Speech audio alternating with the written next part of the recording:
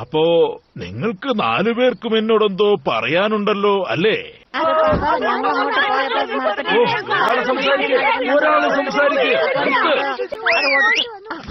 ഞാൻ നിങ്ങളോട് ഒരുപാട് തവണ പറഞ്ഞിട്ടുണ്ട് അപകടകരമായ കാട്ടിൽ ആരും പോകരുതെന്ന്. എന്നിട്ട് നിങ്ങൾ പറയുന്നു പൂച്ചയും കഴുകനും ഗാർഗമലിന്റെ മന്ത്രവാദവും. ഇതിലൊന്നും ഒരു കാര്യവുമില്ല. പക്ഷെ എന്തുകൊണ്ട് നിങ്ങൾക്കത് മനസ്സിലാകുന്നില്ല?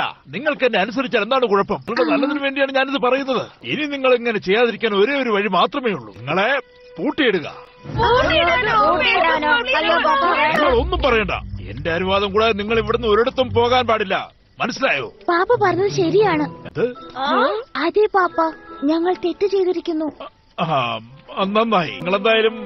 നിങ്ങളെന്തായാലും ചെയ്തത് വളരെ തെറ്റായ കാര്യം തന്നെയാണ്. അതെ, ശരിയാ. ആ പറഞ്ഞത് വളരെ ശരിയാണ്. ശരിയല്ലേ കൂട്ടുകാരെ? അതെ, അതുകൊണ്ട് തന്നെ ഞാൻ പറയുകയാണ്. എനിക്ക് തോന്നുന്നു ഞങ്ങൾ എല്ലാവരും ഇപ്പൊ തന്നെ മുറികളിൽ പോയി തീരുമാനമെടുക്കണമെന്നാണ്. അതെ, പക്ഷെ അത് കുറച്ച് പ്രയാസമായിരിക്കും, പക്ഷെ നല്ലതാണ്.